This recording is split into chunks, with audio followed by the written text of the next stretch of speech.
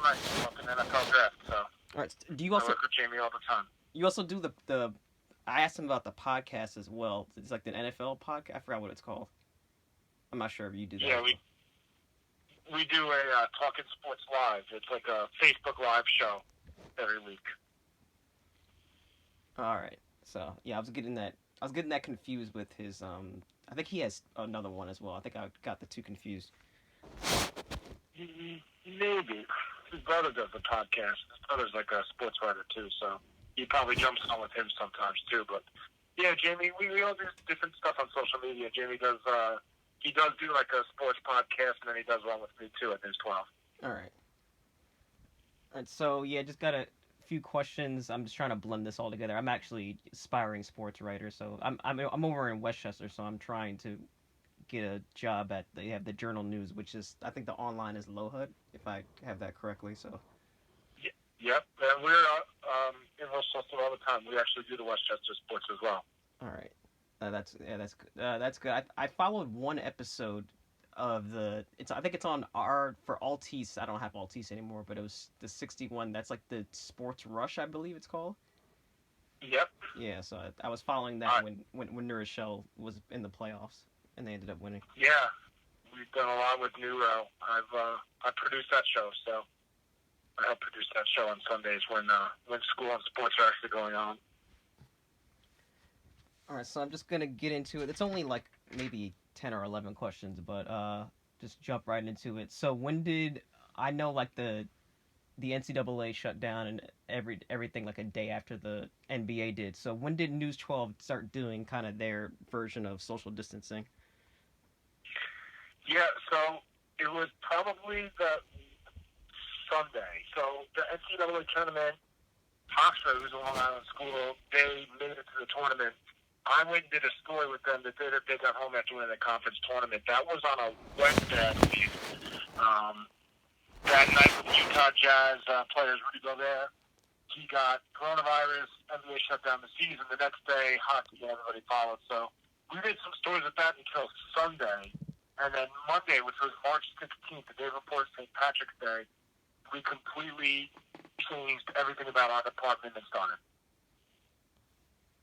All right, so how did because I had asked Jamie how did everything change? I know he's going to like a satellite studio or I know at ESPN they're doing like a 6 foot distance thing where only a few dozen people are coming in. That's a different network, obviously, but so like how are they approaching it? Well, they have moved us to different buildings now throughout Long Island so that there's not many people in an office at the same time. And you do have to work like 6 to 10 feet away from each other as mostly you can. When we do interviews now, instead of the guy doing the interview holding the microphone towards the subject's face or towards their mouth, we actually have these poles that are like 6 feet long, and we stand 6 feet away from the person and hold the pole, kind of like a boom mic, to Right. put the microphone to their face that way. The camera guy stands 6 feet away too, which just zooms in on their face. So every precaution that we could take, we're pretty much taking, and there's a lot of working from home. So if you could do some work from home, editing a package, writing, or anything, then you work from home. You don't even go into the office. All right, so as a producer, what I'm realizing as a fan is just the benefit of live sports. So just to give some context, my topic is good for this feature. I don't know, I think it's a feature story, and my topic is just like the ratings decline for like the general sports like NBC, and it's a hyper focus on Sports Center. So have you noticed any spike in viewership actually? Well, yes and no. For us working at a local TV station, we're at a news station, so people really want to know what's going on. So our ratings are actually up, and keeping sports and stories involved is a big thing because we do get sponsorships. Our sponsors are stuck with us because they know that News 12, our local news where people are looking to find the local stories, they're still watching, so we're lucky with that. Now, if it's NBC Sports or ESPN or something, you could see their ratings are going down. And look at WWE, AEW, these two wrestling organizations. they're putting on live shows, but their ratings are down because they're just not the same. So it affects you with advertising and all that. But we're lucky that we're with a station that's all news, so people are still watching and we're still getting advertising dollars. All right, so also, I wanted to ask, what do you think is like the benefit of live sports? Well, I mean, you guys, I don't think you guys air like live sport. Yeah, I know you had News 12 Varsity, which was different, but just talk about in general like the benefit of for networks in general just having live sports.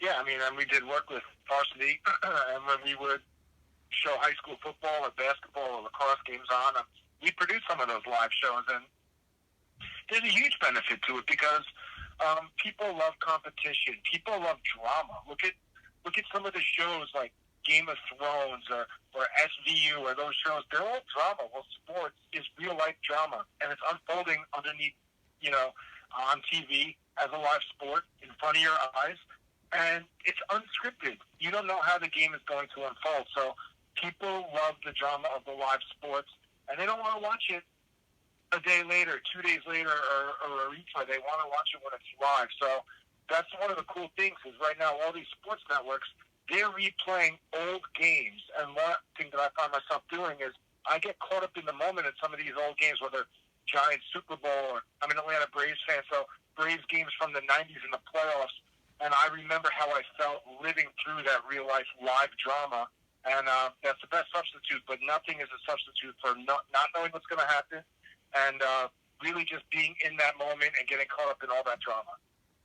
It's funny you mentioned the Braves. I mean, I'm local, so I'm a Mets fan, but I went to a game down there. That's just a side note, and that was like the Mets actually won that. They got killed, I think, the rest of the series. So I got to watch Degrom. I got to watch Degrom pitch. So that was I think who's the Braves pitcher that's very erratic? Yeah, well, He's they like play so many times each year, so yeah. but I've been down there too. It's a cool area, and it's a very good. If you look at the new stadium is very nice.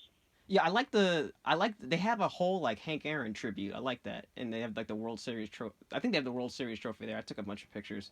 So it's a Oh nice yeah, nice stadium. They got a lot of like good like grilled meats and stuff. So I don't know what yeah, it's called. and Hank Aaron's a god down there. I mean, he's everything.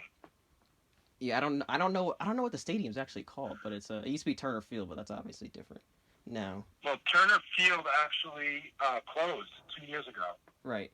So now it's Truist Park. It was SunTrust Park, and now they moved about half an hour from Turner Field to a new ballpark area. But I've been to both, so it's really nice what they do down there. And Turner Field was the Olympic Stadium. If you knew, in 1996 they had the Olympics there. I knew they had it in America, but I don't remember which year. That was the year I was born, so I missed out Yeah, on that. 96 they were in Atlanta. Muhammad Ali lit the he lit the whatever it's called Torch. and the torch, and it was in Atlanta. They used Turner Field. They built it for the Olympics. When the Olympics were over, the Braves started playing there. All right, so back just to harp in one more time on the live sports. How are you as a producer finding content in a time of absence from sports? Yeah, it's so different. I mean, live sports are my dream. I would go to work on a night like tonight, and the Mets would be on, the Yankees would be on. We might have an Islander playoff game or a Knicks game or something on, and we're reporting and we're showing highlights and stuff of all those live games. That's what people want to see. Reaction, sound bites. Now we kind of have to find human interest stories that have to do with sports. So it's a different challenge because it's kind of, we have to find the stories. When it's live sports, those tell the stories themselves. Those stories find you in a way that hey, the Knicks are on that. We got to show the Knicks. The Giants or Jets are on. So instead now we're just finding athletes and seeing how they're coping, kind of like, reaching out to them and how are you staying training? How are you staying in shape? What's your mindset? What are you hearing? So how are you getting by? Some of these athletes, you talk to some college kids that, they don't know what's going to happen because maybe they're seniors. So it's much, much different. Just what's one specific story that you found interesting that over the past month? Specific story that I found interesting. Well, it could be an athlete or just doesn't matter which. Well, I'm excited to do a story with Jamie on Thursday that I found, and maybe you saw it too if you're active on Twitter. But the Mets retweeted, and I saw it on Barstool too, this guy who turned his backyard into this wiffle ball field, but it's modeled after the Mets. And it's awesome. It looks really, really good. They have a polar bear porch and all that. Mets logos and banners, and they painted the grass, and it's this big wiffle ball field of dreams. And we're going to go there to his house, and it's like, you know, we talked about before, it's a social distance thing. It's harder to do the stories, you know, like that. But I just can't wait to see it. He's got little dugouts and everything, and it's going to be really cool to see how he made it, how he plays on it, what the rules are, and so stuff like that we probably wouldn't get a chance to do, but now we get a chance to go see something like that. So stuff like that I get excited to go see. It's kind of why I like doing interviews, because, like, you know, you learn so much. Like, I always like watch NBA Game Time, and Kenny the Jet Smith said every time he interviews anytime he has a basketball former player, you know, Kevin McHale or whatever, and the analyst, he learns something new. And it's funny because, like, I go on Twitter, but, like, it's just following, like, a bunch of famous people. So, like, I guess, like, I really should be, like, looking into, like, I follow Kevin Devaney, even though News 12 Varsity is not, like, you know, it's like, I don't know if it's, I don't think it's continued anymore. But, like, you just learn something new, and I kind of want to look at that story. But I kind of need to be more active on Twitter, just trying to be an inspiring journalist. Twitter's really changed the game. As much as it's changed the game more than coronavirus has changed how we do sports. When I started News 12, there was no Twitter. It was 2006. There were live sports. There were going to games. You get sound bites. You did all the work the same. But how did you break stories? You know, the newspapers were so more relevant that time because you'd read the newspaper to find out what happened. Now, if you're on Twitter, you're going to see right away LeBron James signs with the Lakers. We're just on Twitter, not on SportsCenter, and not in your local newspaper like the Daily News. So Twitter is a game changer. It's absolutely changed everything to the point where, like, you said you were talking to Jamie Stewart. I could text Jamie Stewart about a story 10 minutes after I see it on Twitter, and he's like, "Yeah, you're so late with that. I saw that 5 minutes ago." Like, okay, dude, 5 minutes, really? But now, like, you're late if you don't know within the first 5 minutes because of Twitter. It's crazy. It's funny. It's funny with that because it prompts certain people. It prompts certain people to I mean, not to say certain people, a lot of people to get the story out there so quick, and then sometimes, unfortunately, human error, they ended up getting it wrong, and it's just like the worst version of that was the Kobe death, which is a side note to make us all sad, but with people getting, like, the whole information wrong. But it's a very interesting dynamic, just how much stuff has changed in the past 15 years. And I never did something as big as the Kobe thing, obviously, as far as trying to break news or anything, but anytime I'm posting something that's breaking news or a big story that we get, there's like a feeling of, God, I hope I'm not wrong because I'm going to get killed by everybody if what I'm posting is incorrect, it doesn't happen, or is wrong. So there is a race to want to get things out there and get it right, be the first to do it. You always want to be the first to, report something. But there is a feeling, and I'm sure every reporter and producer out there gets it, but you're just like, you're trying to triple check to make sure you're right, but you're like, I really don't have time to wait for the answer, so you have to go with your gut, and if you could trust whether it be your sources or what you're hearing. And with the Kobe stuff, it's tragic because they're putting out all this fake news, I know the whole Trump thing, forget that. Fake news is when you're talking about certain people being on a helicopter or how it died, and you're affecting people's real lives. So that was, it was very irresponsible by some reporters, but they were just trying to be first because they're a little bit selfish, Yeah.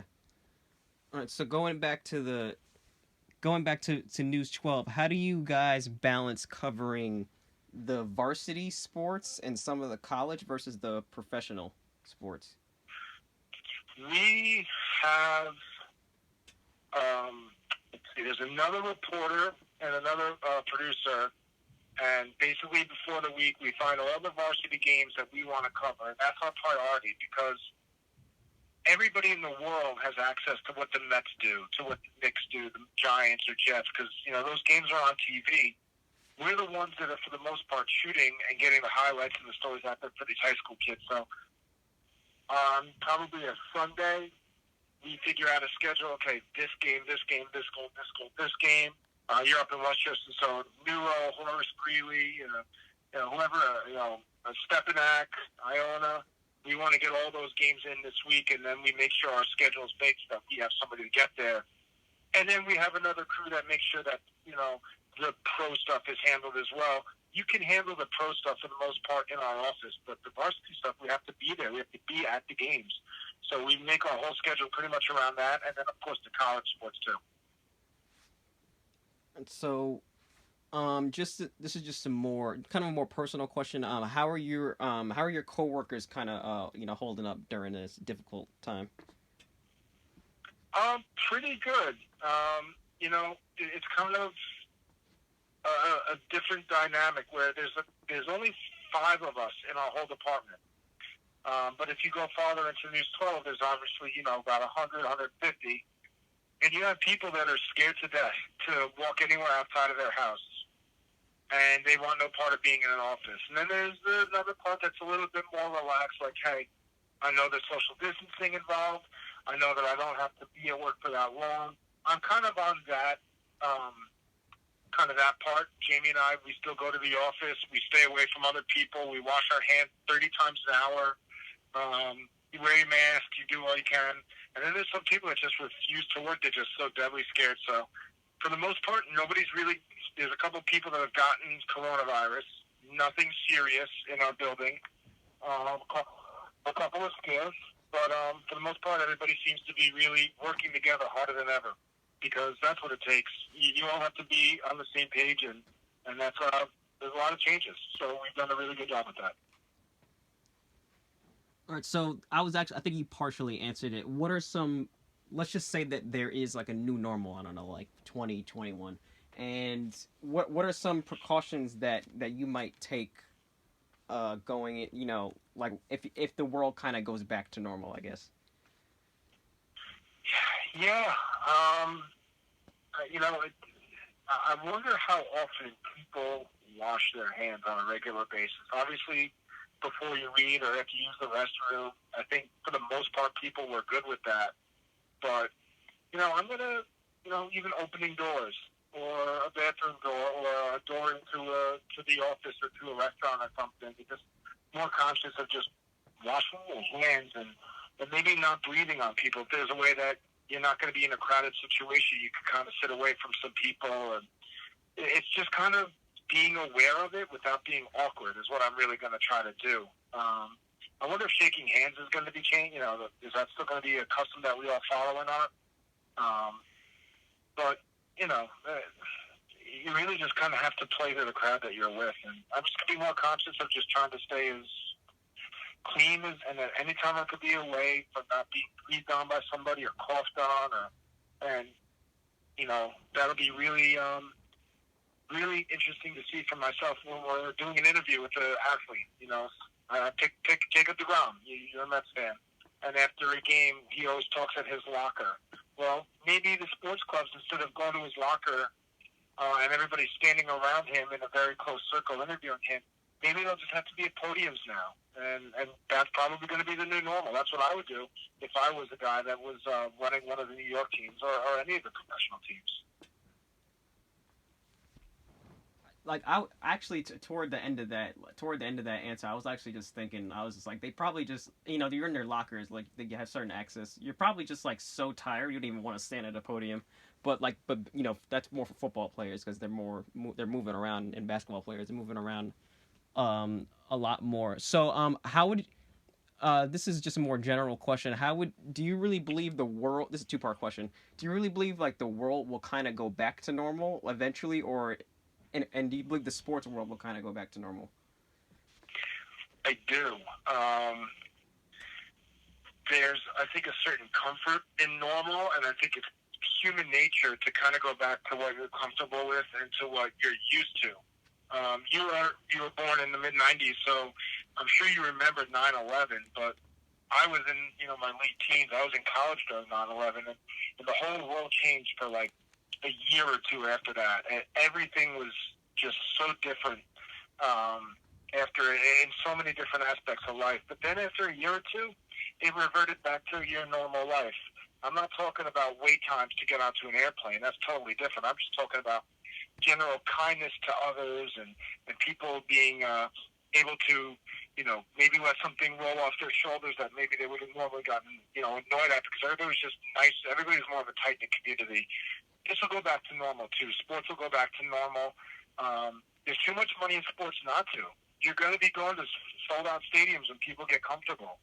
You're going to be doing on ice or on court or on field interviews when it's done as far as the media goes and want to be the first one out there. You're a fan and you have a chance to, get a high five from Pete Alonso, take a picture, put your arm around him. You're going to do that. It's not going to be a social distancing thing. So sports will go back to normal. It's just going to take a little bit of a while. So you mentioned some of the things with like you have your sponsorships, and I know ESPN's taken a big hit, and I know people have told me they've been following like Barstool, which is, and it's not unusual, but they're not like the main sports networks. What have you noticed with from what you've been watching with other sports networks? It could even just be like the Big Ten network or just like the Golf Channel with how they're adjusting their coverage. Besides like maybe like airing like live games, because it seems like people are getting desperate. Well, yes, because, the word that I use is news, right? News is something that's relevant, the actual definition of news. And there's no news in sports really anymore. It's all speculation. When will our sport come back? When will the teams be allowed to practice again? Will there be fans at the games that they go to? So there's really nothing for them to report. So I've seen like MLB Network, who has a daily show year round. Now they're doing it every other day because what are they really going to talk about ad nauseum? So what are they doing? They're putting on classic games from the past, and that's how they're selling sponsorships, and that's how they're getting fans to watch. And then, of course, look with ESPN. You think that this Jordan thing was going to come out at this time? No way. They said, hey, we have this Jordan thing we're sitting on. This is the perfect time to roll it out. We're going to get all the eyes, and they had such a great rating last night for the first night of this Jordan series, and you're going to see more of that. You're going to see more of these specials because really there is no news for them to do their regular shows that they always do. I had talked to my friend growing up. He diehard Met fan as well. So and he works at ESPN, and he was just saying like their ratings have gone down. Somehow their women viewership has gone up and stuff. And he was mentioning that a lot of these games are kind of like they're regional, like with their target audience if they're not like an NBA Finals game. So it's kind of hard. It's kind of like you mentioned 9/11, and they had like the Piazza home run, and that was like a temporary good story, good kind of like not healing, but temporary good story. But it's not like marketed to the entire country. That's just like, even though like, it's a Patriot thing, but it's not like it's a Met game. It's a Met Atlanta game. So that's kind of what they're struggling with right now. Yeah, and if you think about it, even like you talked about the Big Ten network, but what about SNY, Yes Network, MSG? Those are all regional too. So I don't know, how a national publication like ESPN or something like that is doing, but yeah, as far as for us, our ratings have been up there, and all the regional, the SNY, they're putting on the greatest Mets games. The Yankees on the Yes Network, and the same MSG's got Isles, Knicks, Rangers, even the Nets with Yes. So it's definitely a problem that they all have. But even when you watch it, you see all these, these guys that have cameras at their own house, and they're doing talk shows from their own house, which is weird, but it's the only way that they can really do it. It's kind of like everything seems like it's I don't even know how to explain it. Everything just seems like you're so handicapped. No matter, even if you are ESPN and like you're a big sports network. So what is I'm like blanking on this question right now. Just talk about like what sports means to Long Islanders. Because I know it's Yeah, it's big, sports at all levels is really big. There's a really, lacrosse season was just getting underway, and high school lacrosse and college lacrosse on Long Island is huge. Long Island is a hotbed. If you ever watch a college lacrosse playoff game or championship game in May on Memorial Day weekend, you're going to see most of the players are from Long Island, whether they play for Johns Hopkins or Maryland or Boston or Rhode Island, whatever college they go to, Duke. Most of the players on the team are from Long Island, so lacrosse was just getting started. Long Island was starved for that. The Islanders are on Long Island. They're in a playoff push. Big, they've been Long Island's only team that's ever been called Long Island home as a pro team. So fans are really excited for that. They were selling out Nassau Coliseum to see this pretty good hockey team. And then, of course, there's baseball opening day. And what baseball fan isn't excited during spring training for opening day? And this happened just 2 weeks before baseball was supposed to get started. April and May are the best months of sports around on Long Island. You got the NFL draft because they're the only sport not playing, but you still have the draft. There's so much excitement around the playoffs and the beginning of baseball season, coupled out with lacrosse. Long Islanders are really missing out on a great time of sports right now. All right, so just a more specific question: what does sports mean to you personally? Obviously, it helps you with employment. So just talk about that. Are you kidding me? I haven't worked a day in my life that I've done sports. Sports is my entire life. Other than my family, sports is everything. It's my whole identity. It's been so hard for me to not have it. I live for the competition. I live for the excitement when my team wins, and even how much it hurts me when they lose. I'm a guy that I hate winning more than I like losing. No, I'm sorry. I hate losing more than I like winning. I play sports. I'm on 3 hockey teams. I play baseball and softball. It's everything, and it's killing me not to be able to play, not to be able to watch, not to get caught up in the drama. To see championships through as a big hockey fan, the season ended with 2 weeks left. And I can't, who's going to win the championship? With baseball, I was so excited for the beginning of the season and all the, chances that the Braves had and a good rivalry with now the Mets, the Nationals, the, NL East. So it's my whole life. It's my whole identity. Work. I love it so much. I made sure it was my job so I could be around it as much as possible. I mean, I feel very similar. Even though, like for me personally, my like I'm still only really involved in like the main 3 sports, and I kind of need to be what's the term, like dynamic or versatile with how, which is not really an applicable term, but like with expanding kind of to like hockey and lacrosse. Even though I played 1 season of lacrosse, but I had a guy. He I think he's an athletic director. He's in the sports department at Fordham, and he was talking just even about like rowing. He was just like, if you were ever to cover rowing, which I don't even know how you would do that. He was saying like their championship, that's their Super Bowl. Like they're just as passionate about it as Patrick Mahomes would be. So like sports, I just genuinely love the passion of it. Another question, just and that I had for Jamie is just explain why local news matters, and we can kind of see in a time of crisis like this.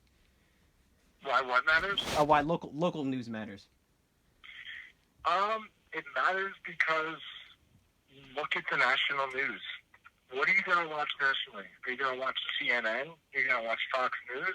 Well, what are both of their goals? Both of their goals are to either take the side of their political party or to rip on the other political party. They're not giving you news. And if they are, it's national. How big is our country? You ever take a flight to, Seattle or California or Texas?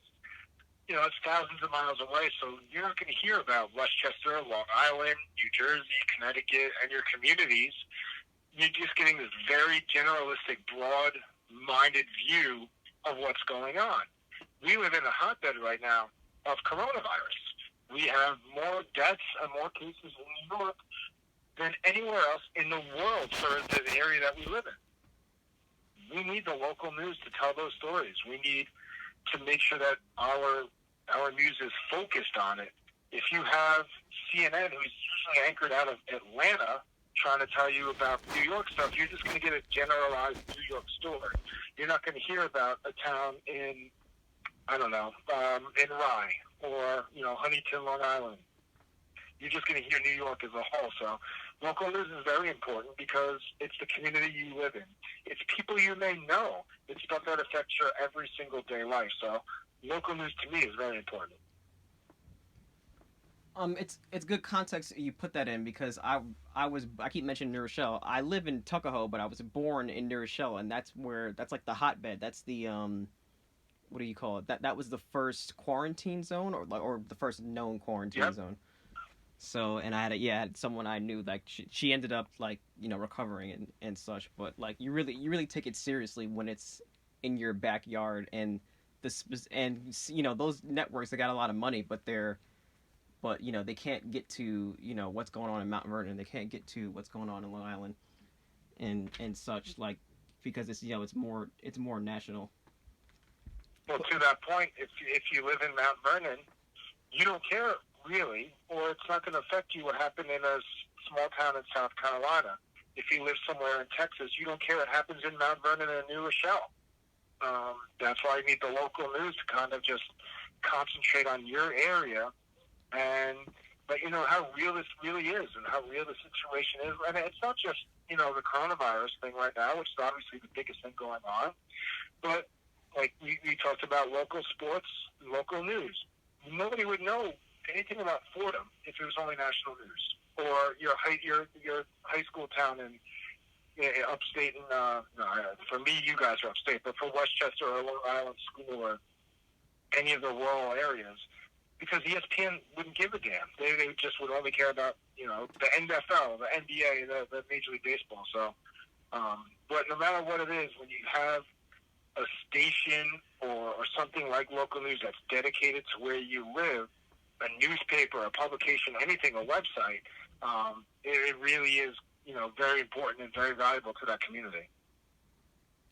And so I know you guys are making adjustments and such, and I know it's like certain networks are kind of just like they're just kind of just coasting off of like what the NFL draft.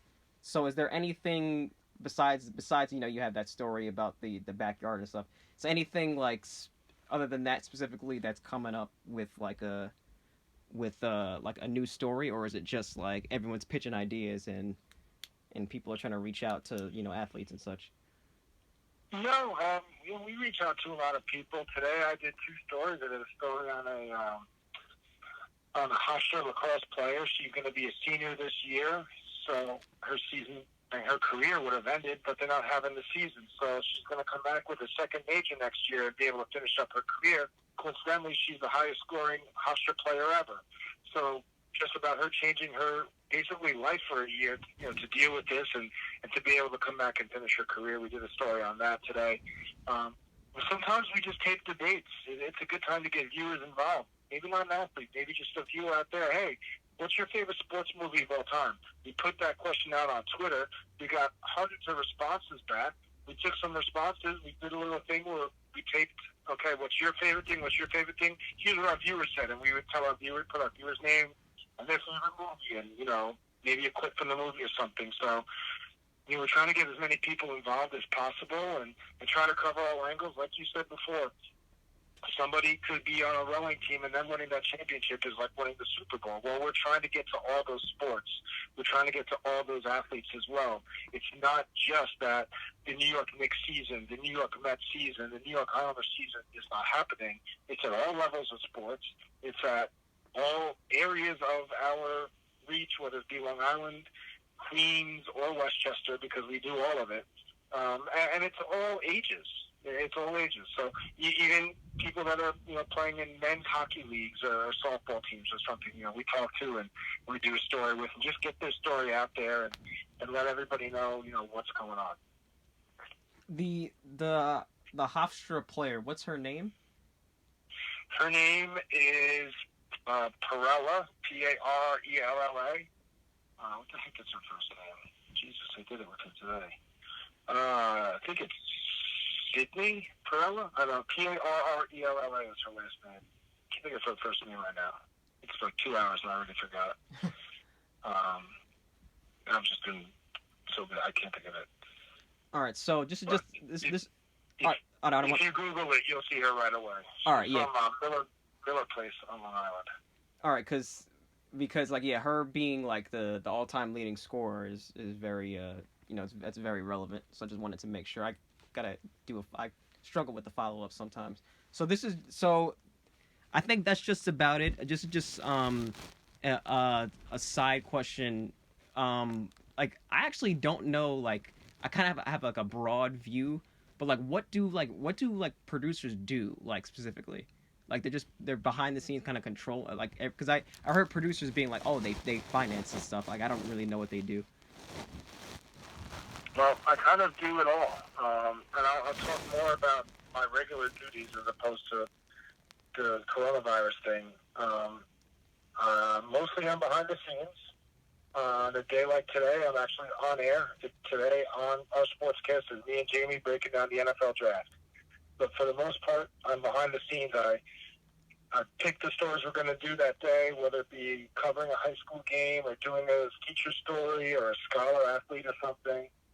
I put them into I time out our show. It's all, in the computer at work. I'll edit highlights of whatever games or put together whatever video. I write the scripts, and I time it out so that it fits inside the allotted time that we're given into the sportscast. And I do that 6 shows a night on a normal basis when we're not going through this. So for 6 shows a night, I put 6 different shows together, writing them, editing them, finding graphics that go with them, and setting up interviews, setting up stories, and going out and reporting on them too. Oh, also, I'm sorry. I said that was the last question. Very very last question would be: so how is your? I know since you're doing it all, like you said, how has your time changed since it's not like a regular, like studio appearances? How has what changed? How is your time management, if any? How has it changed? Well,